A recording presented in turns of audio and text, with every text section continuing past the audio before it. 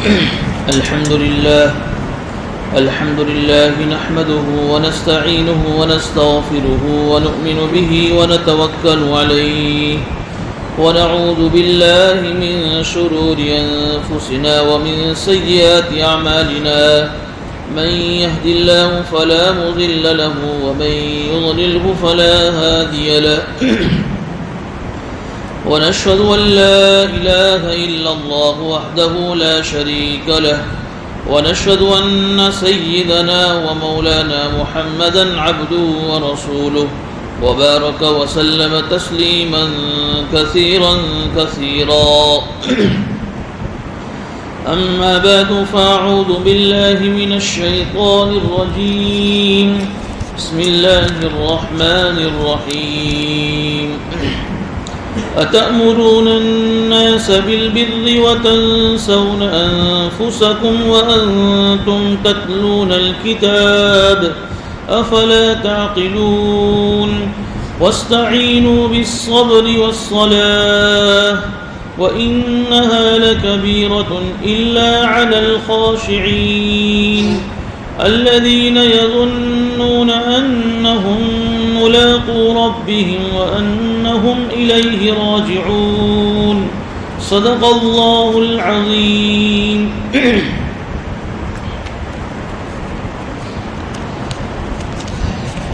سورہ بقرہ کا درس چل رہا ہے.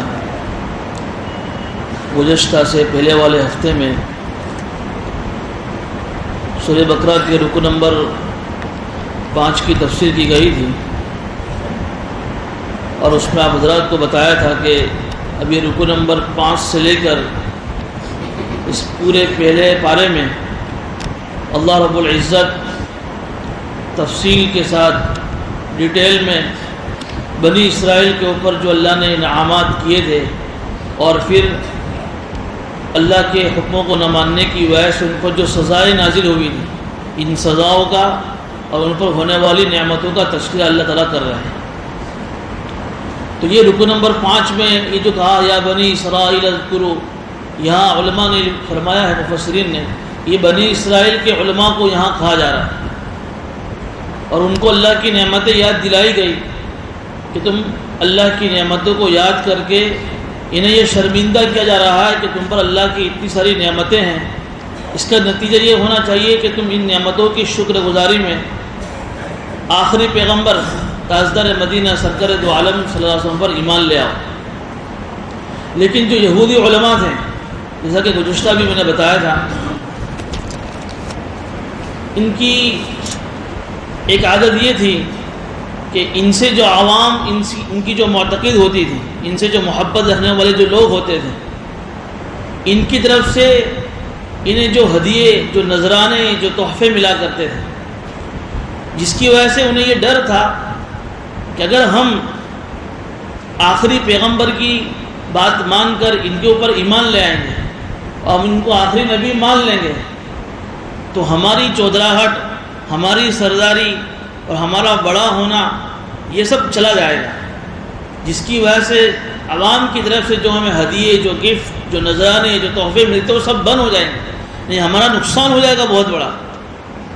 اس لیے باوجود انہیں یہ معلوم تھا کہ یہ آخری پیغمبر ہے، آخری نبی ہیں اور اللہ کی بہت ساری نعمتیں ان کے اوپر برسی ہوئی ہیں، پھر بھی وہ آخری نبی کو ماننے کے لیے تیار نہیں ہوئے. اللہ نے انہیں یہ کہا تھا وَلَا تَكُونُوا أَوَّلَ كَافِرٍ بھی، کہ تم سب سے پہلے کفر کرنے والے مت بنو. تم عالم ہو اور تم کو دیکھ کر لوگ چلتے ہیں، اگر تم ہی آخری نبی کا انکار کرو گے تو تمہاری نسل میں جو آنے والے ہیں وہ سب کے سب کفر کرنے والے بنیں گے اور قیامت تک جتنے بھی لوگ کفر کریں گے سب کا وبال تمہارے اوپر آئے گا. وَإِيَّايَ فَارْهَبُونَ، اور مجھ سے ڈرو.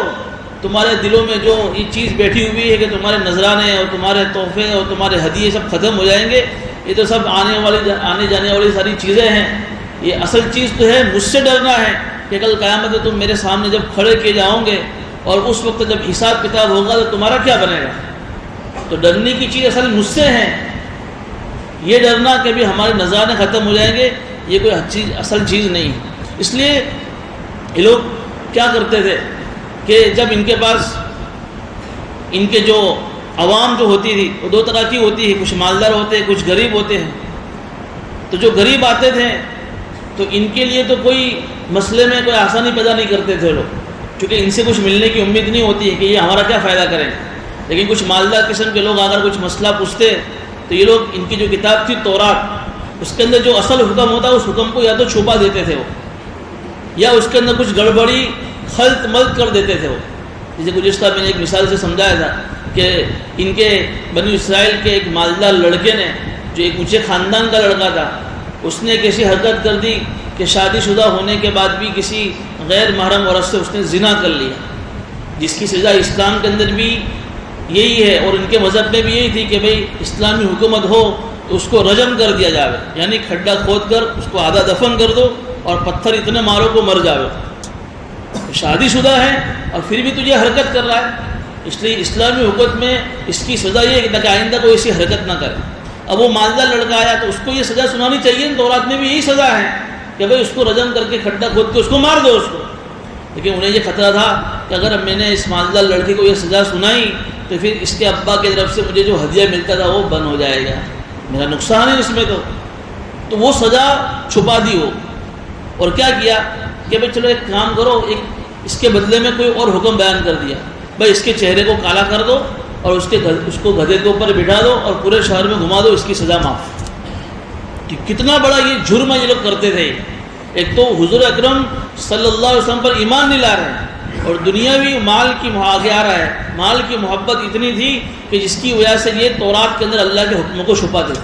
اللہ نے وہی کہا کہ وَلَا تَلْبِسُوا الْحَقَّ بِالْبَاطِلِ وَتَكْتُمُوا الْحَقَّ، نہ حق کو باطل کے ساتھ گڑمڑ کرو اور نہ حق کو چھپاؤ حالانکہ تمہیں سب معلوم ہے. اس لیے یہ یہودی علماء کو اللہ تعالیٰ اس آیت کے اندر یہ اپنی نعمتیں یاد دلا کر ان سے یہ خطاب کیا جا رہا ہے. اب ہوتا یہ تھا کہ یہ بنو اسرائیل کے جو علماء تھے، جن کو قرآن کریم سورہ 6 بارے میں جب آپ پڑھیں گے تفسیر میں ربیین کہا ہے. رب جیسے ہمارے یہاں علماء کو عالم، حافظ، قاری، مفتی کہا جاتا ہے، تو بنی اسرائیل کے علماء کو قرآن نے ربیون کہا ہے. تو یہ لوگ ان کے جو قریبی جو رشتہ دار ہوتے تھے، ان میں سے بہت سارے رشتہ دار تو ایمان لے آئے حضور اکرم صلی اللہ علیہ وسلم پر. تو یہ جا کر پوچھتے تھے اپنے عالموں سے کہ یار یہ کیا، ہم تو ایمان لے آئے آخری نبی پر اور تم ایمان نہیں لے آتے ہو. تو کیا کہتے تھے؟ دیکھو اصل چیز یہ ہے کہ نبی حق ہے.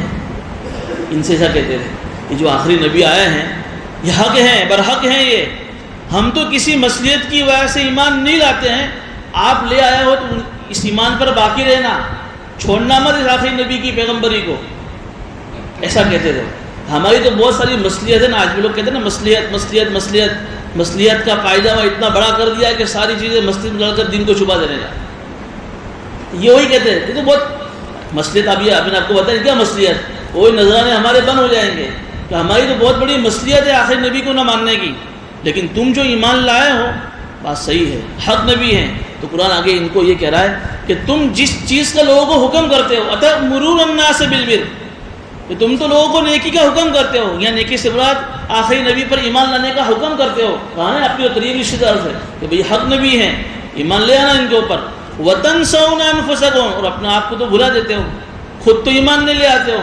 وَأَنْتُمْ تَتْلُونَ الْكِتَابَ، حالانکہ تم تورات کی کتاب میں سب کچھ پڑھ رہے ہو کہ آخری نبی آنے والے ہیں اور نبی کی ساری صفاتیں تورات میں لکھی ہوئی ہیں، وہ ساری صفاتیں تم اس نبی میں دیکھ رہے ہو، پھر بھی تم ایمان نہیں لا رہے ہو. افلا تعقلون، کیا تمہارے اندر عقل نہیں اتنی بھی؟ بنی اسرائیل کے علماء کو اللہ جھنجھوڑ رہے ہیں. تأمرون الناس بالبر، کہ لوگوں کو نبی پر ایمان لانے کا حکم کر رہے ہیں اور خود نبی پر ایمان نہیں لا رہے ہو، حالانکہ تم تورات پر سب کچھ پڑھ رہے ہو. کیا تمہارے اندر عقل نہیں ہے؟ یہ علماء کو جھنجھوڑا ہے. علماء نے لکھا ہے کہ یہ اگرچہ خطاب بنی اسرائیل کے علماء سے ہیں، لیکن چونکہ آیات کے اندر عموم ہے، عام انداز ہیں، اس لیے قیامت تک جتنے بھی علماء آنے والے ہیں، جو واعظ آنے والے ہیں، جو تقریر کرنے والے آنے والے ہیں، جو داعی حضرات ہیں، جو لوگوں کو دین کی باتوں کا حکم کرتے ہیں، اچھائی کی باتوں کا حکم کرتے ہیں، ان تمام لوگوں کے لیے اس آیت میں عبرت ہے. کہ ہم لوگوں کو اچھائی کا حکم کر رہے ہوں اور ہمارے اندر ہی اس کا عمل نہ ہو، تو یہ بہت خطرناک چیز ہے. کہ ہمیں کہو کہ بھائی نماز پڑھو اور میں خود نماز نہ پڑھوں، تو کتنی خطرناک چیز ہے. اس لیے اس آیت کے اندر ان تمام لوگوں کے لیے عبرت ہے. لیکن یہاں ایک بات یہ بھی سمجھنے کی ہے کہ ایک داعی ہے، ایک آدمی کسی کو نصیحت کرتا ہے لیکن سوال یہ ہوتا ہے کہ اگر وہ اس نصیحت پر اس کا عمل نہیں ہے تو کیا وہ لوگوں کو نصیحت کر سکتا ہے یا نہیں کر سکتا ہے؟ یہ ایک سوال ہے۔ علماء نے اس کا جواب لکھا ہے کہ اگرچہ وہ خود کا اس پر عمل نہیں ہے، اس نصیحت پر، اس عمل پر، اس بات پر، لیکن پھر بھی وہ دوسرے لوگوں کو نصیحت کر سکتا ہے، اس لیے کہ دو عمل الگ الگ ہیں۔ کسی عمل کا کرنا یہ الگ نیکی ہے، اور اس عمل کا کسی دوسرے کو حکم کرنا، نصیحت کرنا، یہ دوسری الگ نیکی ہے۔ تو ایک نیکی نہ کرنے کی وجہ سے یہ مطلب نہیں کہ وہ دوسری نیکی بھی نہیں کر سکتا ہے۔ میں آپ کو اس کی مثال تو سمجھ میں آ جائے گا۔ ایک آدمی ہے کہ وہ نماز نہیں پڑھتا ہے، یہ مستقل الگ ایک عبادت ہے، لیکن جب رمضان کا مہینہ آوے اور وہ روزہ رکھے تو ہم یوں کہیں گے بھائی تو روزہ بھی نہیں رکھ سکتا اس لیے کہ تو نماز نہیں پڑھتا ہے۔ بھائی نماز مستقل الگ ایک عبادت ہے، الگ ایک نیکی ہے، روزہ مستقل الگ ایک عبادت ہے۔ اگرچہ وہ بے نمازی ہیں لیکن اس کو روزے کا شوق ہے تو اس کا مطلب یہ نہیں کہ روزہ نہیں رکھ سکتا ہے۔ تو یہ چیز ہے کہ جس چیز کا ہم لوگوں کو حکم کریں تو اصل چیز تو یہ کہ ہم اس پر بھی عمل کریں، لیکن پھر بھی اگر وہ عمل نہ کرے تب بھی وہ دوسرے کو نصیحت کر سکتا ہے۔ ہاں اتنی بات ہے کہ اگر اس کا عمل اس بات پر نہیں ہوگا تو اس کی نصیحت کا اثر دوسرے پر زیادہ نہیں پڑے گا۔ امام مالک رحمۃ اللہ علیہ کا قول مفتی شفیع صاحب نے اپنی معارف القرآن میں لکھا ہے، اس آیت کی تفسیر کے ضمن میں۔ امام مالک رحمۃ اللہ نے حضرت سعید بن جبیر ایک بہت بڑے صحابی ہیں، غالباً یہ تابعی ہے، ان کا قول نقل کیا ہے کہ ہر شخص یہ سوچ کر کہ میں پہلے سدھر جاؤں پھر میں دوسرے کو تبلیغ کروں گا، پھر میں دوسرے کو اچھی باتیں بتاؤں گا، پھر میں دوسرے کو دین کی باتیں بتاؤں گا، یہ سوچ کر ہر شخص اگر تبلیغ چھوڑ دے تو پھر کیا ہوگا؟ نتیجہ کیا ہوگا؟ نتیجہ یہ ہوگا کہ پھر تبلیغ کرنے والا کوئی باقی نہیں رہے گا، برائیاں عام ہو جائے گی سماج میں، معاشرے میں۔ اور شیطان بھی یہی چاہتا ہے کہ بھئی یہ وسوسہ لوگوں کے دلوں میں ڈال کر تمام لوگوں کو اس کام سے، اچھائی کا حکم کرنے سے، بری باتیں کو حکم کرنے سے روک دے۔ اس لیے کہ کوئی بھی آدمی جو اس دنیا میں آیا ہے، جو آدم کی اولاد ہیں، کوئی آدمی اپنے بارے میں یہ دعویٰ نہیں کر سکتا ہے کہ مجھ سے غلطی نہیں ہو سکتی۔ کوئی آدمی دودھ سے دھوئلا نہیں جس کو ہم یہ کہہ سکتے ہیں۔ ہر ایک سے گناہ ہو سکتا ہے، چاہے وہ عالم ہو، چاہے پھر وہ داعی ہو، چاہے وہ مبلغ ہو، مقرر ہو، واعظ ہو، کوئی آدمی دودھ سے دھوئلا نہیں ہے، ہر انسان ہے۔ اول ناس ہم جب کتاب پڑھتے تھے پہلے سال میں، اس میں یہ عربی کی کہاوت آتی تھی، اول ناس، لوگوں میں سب سے پہلی بھول کرنے والا۔ جب ہمارے دادا جب آدم سے بھول ہو گئی ہے تو ان کی اولاد سے بھول ہونے والی ہیں، کوئی دودھ سے دھوئلا نہیں ہے۔ تو اس کا مطلب یہ نہیں ہے کہ جب اس کا عمل، اس چیز کا عمل، اس کا ہمارا اس پر عمل نہیں ہے ہم وہ بات کسی دوسرے کو نہیں کہہ سکتے۔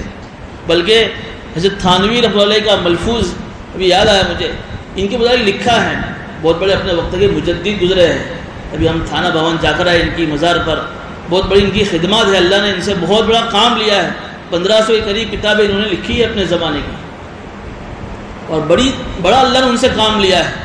وہ کہتے تھے کہ میں دیکھتا کہ جب مجھے کسی عمل میں جب سستی ہوتی تو میں اس عمل کی لوگوں کو خوب دعوت دیتا، نتیجہ یہ ہوتا کہ چند دنوں میں میں اس عمل کا پابند بن جاتا تھا۔ یہ تبلیغ کا اثر ہے، یہ دعوت دینے کی خاصیت ہے کہ جس چیز کی کمی اپنے اندر محسوس کرو لوگوں کو اس چیز کی خوب دعوت دو۔ اس لیے ایک مرتبہ میں نے سنا کہ ایک آدمی مسجد کے باہر بیٹھ کر، اس کی مسجد کے باہر دکان تھی، مارکیٹ میں مسجد ہوگی، تو مسجد کے باہر مارکیٹ دکان کے نیچے بیٹھ کر جو لوگ وہاں سے گزرتے، جب نماز کی اذان ہوتی نماز کے لیے، تو لوگوں سے کہتا بھائی نماز کے لیے جاؤ، بھائی نماز کے لیے مسجد میں آؤ، لیکن وہ خود نماز نہیں پڑھتا تھا وہ۔ لیکن چند دنوں کے بعد اس کا یہ اثر ہوا لوگوں کو یہ نماز کا حکم کرنے کا، کہ اس کے دل نے اس کو ملامت کری کہ یار جس چیز کا تو لوگوں کو حکم کرتا ہے تو خود تو چیز نہیں کرتا ہے، تو تجھے تو نماز پہلے پڑھنی چاہیے، وہ نمازی بن گیا۔ اس لیے یہ جو ہمارے یہاں جو مشہور ہے نا کہ جو بے عمل ہو اس کو نصیحت نہیں کرنی چاہیے، پہلے خود اپنا آپ کو سدھارنے پھر دوسرے کو بات کیجیے، ہم لوگ کہتے ہیں یہ غلط چیز ہے۔ یہ جو مشہور ہمارے یہاں مشہور ہے کہ پہلے تیرے اندر تو ہے نہیں پھر دوسرے کو تو یہ باتیں کرتا ہے، غلط ہے۔ دو چیزیں الگ الگ ہیں، کیا کہ بے عمل کو نصیحت کرنی چاہیے یا نہیں کرنی چاہیے، تو بے عمل نصیحت کر سکتا ہے، لیکن دوسرا چیز کیا ہے کہ نصیحت کرنے والے کو بے عمل نہیں ہونا چاہیے۔ قرآن نے یہاں جس چیز پر پوائنٹ آؤٹ، جس چیز کو کیا ہے وہ یہ ہے، یہ نہیں کیا کہ تم نصیحت مت کرو۔ قرآن نے جو ملامت کری ان یہودی علماء کو، وہ یہ ملامت کری ہے ان کے بے عمل ہونے کو، کہ تم نصیحت کرو اچھی بات ہے، لیکن تمہارا بے عمل ہونا قرآن اس پر ملامت کر رہا ہے. بس سمجھ رہے کہ نہیں سمجھ رہے؟ اس کا مطلب یہ ہوا کہ ہم نصیحت کر سکتے ہیں، اس سے منع نہیں ہے، لیکن جو ملامت ہے ہمارا اس نصیحت پر عمل نہ کرنے پر اللہ ہمیں ملامت کر رہا ہے. اس لیے ایک عربی کا مقولہ ہے، انظروا الی من قال ما قال ولا تنظروا الی من قال. بڑی اچھی یہ عربی کی ایک جملہ ہے کہ جب تمہیں کوئی بات کہہ رہا ہوں تو کیا بات کہی جا رہی ہے اس کو دیکھو. بھائی تم سے کیا کہا جا رہا ہے، کون کہہ رہا ہے اس کو مت دیکھو، کون کہہ رہا ہے. ولا تنظروا الی من قال، کیا کہا جا رہا ہے؟ قرآن کی بات کہی جا رہی، حدیث کی بات کہی جا رہی، دین کی بات کہی جا رہی، بزرگوں کے اقوال پڑھے جا رہے ہیں، بس یہ تمہارے فائدے کی ہے، اس کو دیکھو، اس پر عمل کر لو. وہ جو کہنے والا کون ہے اس کو مت دیکھو. اس لیے الحکمت ضالۃ المؤمن حیث وجدها فهو احق بها. حکمت مومن کا گم شدہ سرمایہ ہے، جہاں سے اسے وہ ملے اس کو وہ لینا چاہیے. مطلب کوئی خیر کی بات، کوئی دین کی بات، کوئی اچھی نصیحت اگر ہمیں کسی جگہ سے سننے کو مل جاوے، سمجھو کہ یہ ہماری گم شدہ چیز جو ہمیں ملی ہے اس کو لے لو، یہ حکمت ہے ہمارے لیے. یہ مت دیکھو کہ کون کہہ رہا ہے. تو بہرحال اس آیت میں اللہ تعالیٰ یہودی علماء سے یہی کہہ رہا ہے، أَتَأْمُرُونَ النَّاسَ بِالْبِرِّ وَتَنْسَوْنَ أَنفُسَكُمْ وَأَنْتُمْ تَتْلُونَ الْكِتَابَ. کہ تم لوگوں کو بھلائی کا حکم کرتے ہو اور خود اپنا آپ کو بھول جاتے ہو، حالانکہ تم تورات کی کتاب کی تلاوت کر رہے ہو. کیا تمہارے اندر اتنی بھی عقل نہیں ہے کہ تم خود نصیحت کرتے ہو تو خود اس پر عمل کریں؟ اب آگے آیت نمبر 45 کے اندر اللہ تعالیٰ نے یہ بات ارشاد فرمائی ہے کہ تم صبر کے ذریعے سے اور نماز کے ذریعے سے مدد حاصل کرو. دیکھیے اب یہاں ایک سوال یہ ہوتا ہے کہ یہ جو یہودی جو علماء تھے، جسے میں نے ابھی بتایا کہ ان کو سب معلوم تھا کہ آخری نبی حق پر ہیں، لیکن پھر بھی یہ آخری نبی پر ایمان نہیں لاتے تھے. ان کے اندر دو بڑی بیماریاں تھیں جو روحانی بیماری ہے، اس کو ذرا سمجھنے کی ضرورت ہے. ان دونوں روحانی بیماریوں کی وجہ سے ان کے اندر حسد پیدا ہوا ہے، جلن پیدا ہوئی تھی. پہلی بیماری روحانی بیماری مال کی محبت، جیسے ابھی میں نے بتایا کہ نذرانے بن ہو جائیں گے، تحفے بن ہو جائیں گے، ہدیے بن ہو جائیں گے. مال کی محبت ان کے اندر بہت زیادہ تھی. دوسری جو روحانی بیماری ہے مال سے بھی زیادہ خطرناک، عہدے کی محبت، جس کو ہمارے یہاں صوفیہ کی اصطلاح میں کہتے ہیں حب جاہ. عہدے کی محبت، کرسی کی محبت جس کو ہم کہہ سکتے ہیں. یہ دو چیزیں ان کی بیماریاں ان یہودی علماء میں بہت زیادہ تھیں، مال کی محبت اور عہدے کی محبت. اور ان دونوں بیماریوں کی وجہ سے ان کے اندر حسد پیدا ہوا تھا. اس لیے کہ جب حضور اکرم صلی اللہ علیہ وسلم جب مدینہ منورہ تشریف لائے ہجرت کر کے، تو ہجرت کر کے آنے سے پہلے میں نے پہلے بتایا تھا کہ عبداللہ ابن ابی ابن سلام یہودی عالم تھا، یہ اس کو لوگ سردار بنانے کی تیاری میں تھے، مشرک لوگ، اوس و خزرج کے لوگ، کہ تم ہمارے سردار رہو گے اور تم ہماری گائیڈ اور ہماری رہبری کرو گے. لیکن جیسے ہی حضور اکرم صلی اللہ علیہ وسلم مدینہ منورہ تشریف لائے، یہ جو مشرک لوگ تھے اوس و خزرج، یہ حضور اکرم صلی اللہ علیہ وسلم پر ایمان لے آئے. تو اب اس کو جو سردار بنانے کی بات تھی، اس کو جو کرسی دینے کی بات تھی، وہ ساری اس کی چودراہٹ ختم ہو گئی. تو یہ عہدے کی محبت ان کے دل میں بہت تھی. تو ان کو یہ کہ یار یہ ہم آخری نبی کو مانیں گے تو یہ کرسی بھی چلی جائے گی، یہ جو مال ملتا تھا وہ مال بھی چلا جائے گا. ان دو بڑی بڑی بیماریوں کی وجہ سے ان کو حضور اکرم صلی اللہ علیہ وسلم سے حسد ہو گیا، جس کی وجہ سے یہ ایمان نہیں لاتا. اب اس آیت میں اللہ تعالیٰ ان دونوں بیماریوں کا علاج بتا رہے ہیں. جس طرح ظاہری بیماری ہوتی ہے اس کا علاج ہوتا ہے، ایسا یہ روحانی بیماری ہے، اس کا علاج بتایا. اس لیے یہ دو بیماری اتنی خطرناک ہے. ایک حدیث میں آتا ہے، پیرا کا تاجدار مدینہ سرکار دو عالم صلی اللہ علیہ وسلم کی حدیث کا فرمان ہے کہ دو بھوکے بھیڑیے سمجھتے ہیں نا، کسی جنگل کے اندر چھوڑ دیے جاوے جس میں پکی ہوئی کھیتیاں ہو، تو وہ ان کھیتیوں کو اتنا نقصان نہیں پہنچائیں گے جتنی یہ دونوں روحانی بیماریاں آدمی کے دین کو نقصان پہنچائیں گی. اچھا دیکھیے، پوری دنیا میں اپنی ذات سے لے کر اپنے گھر سے ہم شروع کریں، اپنی ذات سے شروع کریں، اپنی فیملی سے شروع کر کے اپنے سماج، اپنے معاشرے، اپنا شہر لے کر پورے عالم کے اندر ہم دیکھیں، اپنی ذات سے شروع کر کے جہاں کہیں بگاڑ، جہاں کہیں جھگڑے، جہاں کہیں آپس کی من دکھیا، یہ ہے اس کی وجہ یہ دو چیزیں ہیں، مال کی محبت، عہدے کی محبت. جہاں کہیں بھی بگاڑ، فساد، یہ دو اصل وجہ ہے جھگڑوں کی. انہی دو کی وجہ سے جھگڑے ہو رہے ہیں، اپنی ذات سے لے کر، اپنی فیملی سے لے کر، اپنے سماج سے لے کر پورے عالم کے اندر.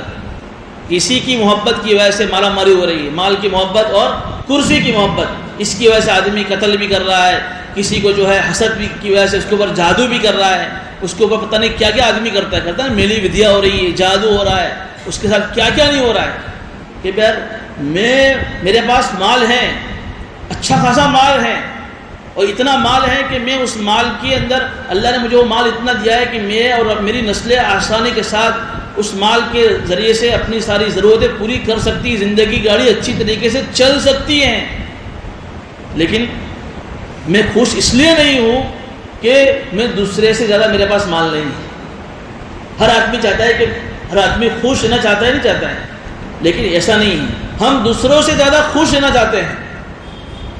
میرے پاس گاڑی ہے جس سے میری اپنی ضرورت پوری ہو جاتی ہے، لیکن دوسری کی BMW دیکھ کر مجھے اپنی گاڑی اچھی نہیں لگتی اور پھر میں خود دکھی ہو رہا ہوں۔ میرے پاس دنیا کے سارے اسباب وسائل ہیں لیکن دوسرے کے مقابلے میں کم ہے۔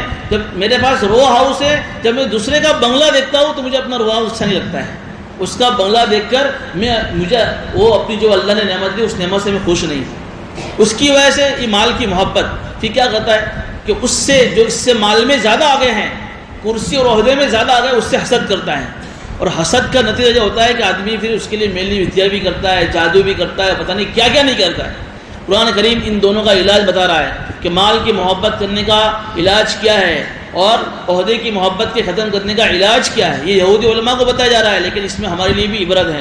وَاسْتَعِينُوا بِالصَّبْرِ وَالصَّلَاةِ، مال کی محبت کا جو علاج ہے، اس کی جو دوا ہے، اس کی جو اینٹی بائیوٹک جو گولی اللہ نے بتائی وہ صبر۔ اب جب صبر کا جب لفظ آتا ہے تو ہمارے یہاں بہت ساری چیزیں ہیں جو برسوں سے ہم سن رہے ہیں، ہم نے اس کا مفہوم وہی سمجھا ہوا ہے۔ صبر کا مطلب کیا کہ کوئی بیماری آ جاوے اس کے اوپر صبر کرنا، کوئی مصیبت آ گئی اس کے اوپر صبر کرنا، بس یہی۔ یہ صرف صبر کا مطلب نہیں۔ صبر میں ایک دم آسان انداز میں سمجھا دوں، برداشت کرنا، اپنے نفس پر کنٹرول کرنا۔ یہ بھی ہے کہ بھئی بیماری آ گئی، کوئی مصیبت آ گئی، اس وقت بھی آدمی اللہ کے فیصلے پر راضی رہ کر اپنے نفس پر کنٹرول کرے، برداشت کرے، یہ بھی صبر ہے۔ لیکن صبر کی دو قسمیں اور بھی ہیں۔ ایک نیکی کے کام کے کرنے کے اندر بھی آدمی کو صبر کرنا پڑتا ہے۔ بھئی وضو کرنا ہو ٹھنڈی کے زمانے میں تو کتنا آدمی کو صبر کرنا پڑتا ہے، ٹھنڈے پانی میں ہاتھ ڈالنا، اس کو چہرے پر ڈالنا، ہاتھ پہ ڈالنا، ٹھنڈی لگ رہی، دھرجاری آ رہی ہے، پھر بھی آدمی اللہ کے حکم کو پورا کرنے میں صبر کرتا ہے، یہ بھی صبر ہے۔ صبر کی قسم اور ہے، گناہوں کے اوپر صبر کرنا۔ دل چاہتا ہے کہ ایسی ساری خواہشات جو آدمی کے نفس کو، آدمی کا نفس اس کو سزاتا ہے، وہ ساری چاہتوں میں پوری کروں۔ گناہ کی جتنے بھی اڈے ہیں، شراب پینے کا من کر رہا ہے، زنا کرنے کا من کر رہا ہے، غیر محرم عورت کو دیکھنے کا من کر رہا ہے، جو ہے تھیٹر میں جا کر پکچر دیکھنے کا من کر رہا ہے، یہ جو جتنی بھی جو خواہشاتیں ہیں جس کے پوری کرنے کا آدمی کے اندر من ہو رہا ہے، ان چاہتوں کو پورا کرنے کا، لیکن یہ ساری چاہتے ہو جس کا کرنے کا اللہ نے حکم نہیں دیا ہے، منع کیا ہے، آدمی اپنے نفس پر کنٹرول کر کے صبر کر کے ان ساری خواہشاتوں سے رک جاوے، یہ بھی صبر ہے۔ اب آئیے اپنی بات پر کہ یہ جو ساری خواہشات آدمی پوری کرتا ہے، یہ کس کے بل بوتے پر پوری کرتا ہے؟ مال کے بل بوتے پر۔ بھائی زنا کرنا ہے تو سامنے والے کو پیسے دینے پڑیں گے نا، راضی کرنا پڑے گا، اس میں بھی مال جا رہا ہے، اور بھی بہت ساری خواہشاتیں ہیں۔ یہ ساری خواہشاتوں کا جو اصل جو چیز ہے وہ مال ہے، مال ذریعہ ہے ساری خواہشاتوں کے پورے کرنے کا۔ اللہ قرآن میں اس کا یہ بتا رہے کہ بھئی جب بھی تمہارے دل میں خواہشات پیدا کرنے کا جذبہ پیدا ہو تو اپنے نفس پر کنٹرول کرو، برداشت کرو، اور یہ کہو کہ بھئی اس سے اللہ نے مجھے منع کیا ہے۔ جب چند دن تم اپنے نفس پر کنٹرول کرو گے تو پھر دھیمے دھیمے دھیمے دھیمے تمہارا مزاج یہ بن جائے گا کہ تمہیں گناہوں سے نفرت پیدا ہو جائے گی۔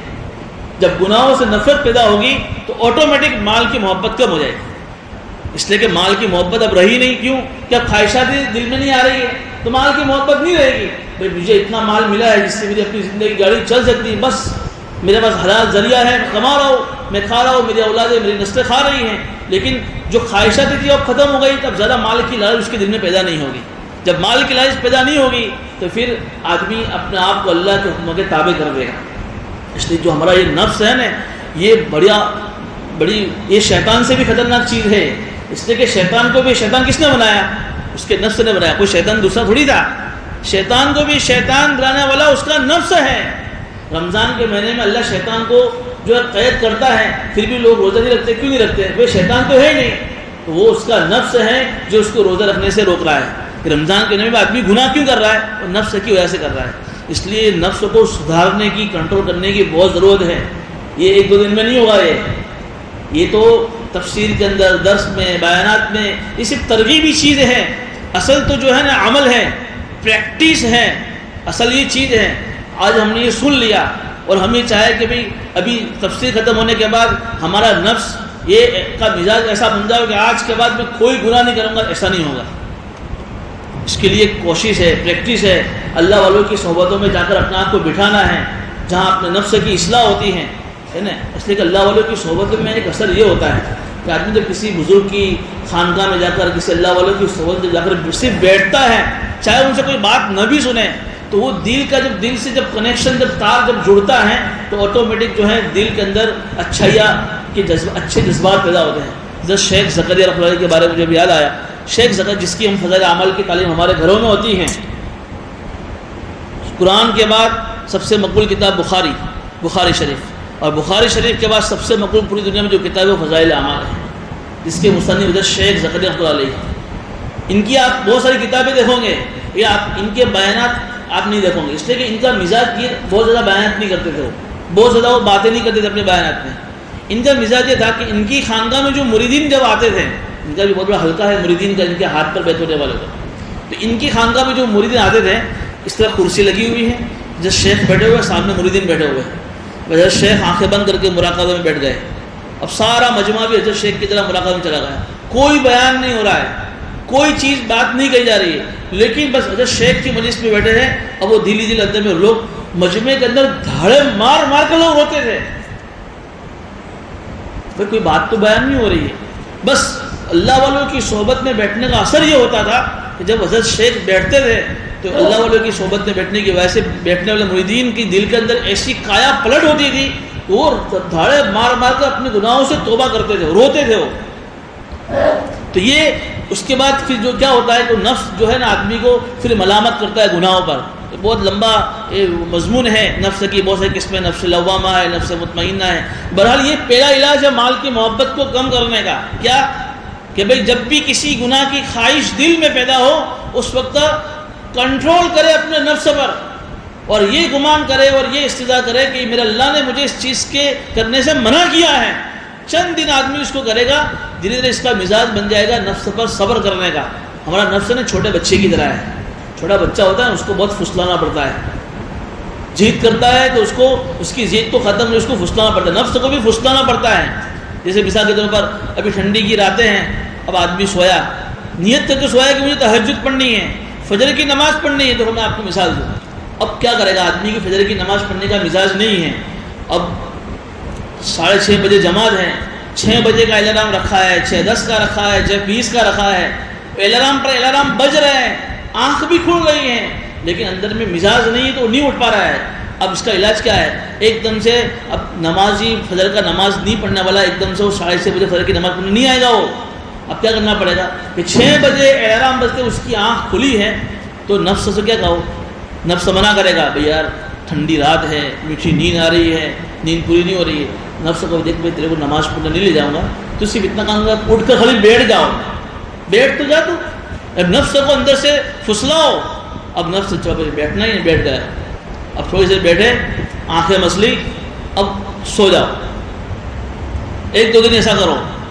پھر 2-3 دن کے بعد پھر سے جب آنکھ کھلے اور نفس نے ایک عادت تو بن گئی کھڑے ہونے کی، کھڑے ہو کر بیٹھنے کی، آنکھیں مسلنے کی. اب اس کو کہو کہ تو کھڑے ہو کر بیٹھ گیا ہے، تو نے آنکھیں مسل لی ہے، اب تھوڑا سا کھڑا ہو کر فریش ہو، وضو تو کر لے. خالی وضو کرنی ہے، تجھے نماز نہیں پڑھاؤں گا. اس کو پھر وضو کراؤ، وضو کر کے پھر سو جاؤ. پھر 3-4 دن تو ایسا کرو. اب وہ وضو کی عادت بن گئی، اٹھ کر بیٹھنے کی، وضو کرنے کی. پھر چند دنوں کے بعد کہو بھائی وضو کر لیا، 2 رکعت نماز پڑھ لے. 2 رکعت تو پڑھنی ہے. اب دیکھو 2 رکعت نماز کا اس کو عادی بنایا. تو اس طریقے سے دھیمے دھیمے نفس کو پھسلانا پڑے گا، تب جا کے جو ہے نفس ہمارا کنٹرول میں آئے گا اور بہت سارے گناہوں سے آدمی بچ جائے گا. یہ پہلا علاج ہے مال کی محبت کم کرنے کا، نفس. دوسرا علاج بتایا کون سی محبت تھی؟ دوسری بیماری عہدے کی محبت. اس کا علاج کیا ہے؟ نماز. اس لیے کہ عہدے کی محبت آدمی کیوں ہوتی ہے؟ آدمی سمجھتا ہے کہ میں سب سے زیادہ اس کرسی کا لائق ہوں، آئی ایم سم تھنگ، سب سے زیادہ تمام لوگوں میں ہی لائق ہوں. اپنے آپ کو اچھا سمجھنا، دوسرے کو ہلکا سمجھنا، تکبر، گھمنڈ، اس کو ختم کرنے کے لیے کیا ہے؟ نماز. اس لیے کہ نماز جب آدمی پڑھتا ہے اللہ اکبر سے لے کر سلام تک سارے کے سارے ارکان میں کیا ہے بھائی؟ بالکل ادب سے ہاتھ باندھ کر کھڑے رہو قیام میں، بالکل یہ عاجزی. رکوع میں جاؤ تو عاجزی، سجدے میں جاؤ تو عاجزی. پوری نماز میں تواضع ہی تواضع ہے کہ بھائی تم نماز کا اپنے آپ کو پابند بناؤ. نماز کی پابندی کی برکت سے تمہارے اندر سے یہ جو ہے تکبر پنے کی صفت ختم ہو کر تواضع پیدا ہوگا. اس سے تمہارے اندر عہدے کی محبت ختم ہوگی. جب مال کی محبت ختم ہو جائے گی اور جب عہدے کی محبت ختم ہو جائے گی تو پھر کیا ہوگا؟ تمہارے اندر ماننے کا جذبہ پیدا ہو جائے گا. جب ماننے کا جذبہ پیدا ہو جائے گا تو تم ایمان لے آؤ گے. تو یہ دو علاج بتائے وَاسْتَعِينُوا بِالصَّبْرِ وَالصَّلَاةِ کہ تم نماز کے ذریعے سے اور صبر کے ذریعے سے اللہ سے مدد حاصل کرو. ویسے بھی نماز کا جو عنوان ہے نا، جو ٹائٹل ہے، یہ اللہ سے تعلق قائم کرنے کا ایک ٹائٹل ہے. اب دیکھیے انسانوں کو مختلف ضرورتوں میں حضور نے مختلف نمازیں بتائی. بھائی بارش نہیں ہو رہی ہے، بارش کا زمانہ ہے، کیا کیا کہ بھائی نماز پڑھو. کون سی؟ نماز استسقاء، بارش کی نماز میدان میں جا کر پڑھو. بھائی چاند گرہن ہو گیا تو اس کی بھی نماز حضور نے بتائی. یہ ایک ضرورت آئی ہے، ایک حالات ہے انسان کے اوپر. چاند گرہن ہو گیا، بھائی نماز خسوف پڑھو، چاند گرہن کی نماز بتائی. بھائی سورج گرہن ہو گیا تو سورج کی نماز کسوف، یہ سورج گرہن کی نماز بتائی. بھئی آدمی مر گیا ہے، بہت سارے گناہ اس کے اوپر ہوں گے، انسان تھا، تو بھئی اس کے لیے کیا بھئی استغفار کی نماز، نماز جنازہ بتائی. بھئی بہت گناہ ہو گیا ہے، زندہ ہوں، بھئی توبہ کر لو، توبہ کی نماز بتائی. ایسی بہت ساری نماز بتائی ہے. کوئی کام کرنا ہے لیکن کام کرنے نہ کرنے میں شک ہے. بھئی یہ دکان کرنی ہے فلاں جگہ پر، یہ بزنس کرنا ہے لیکن یہ بزنس میرا سکسیس جائے گا نہیں جائے گا، کیا کروں میں؟ تو اس کے لیے استخارہ کی نماز بتائی.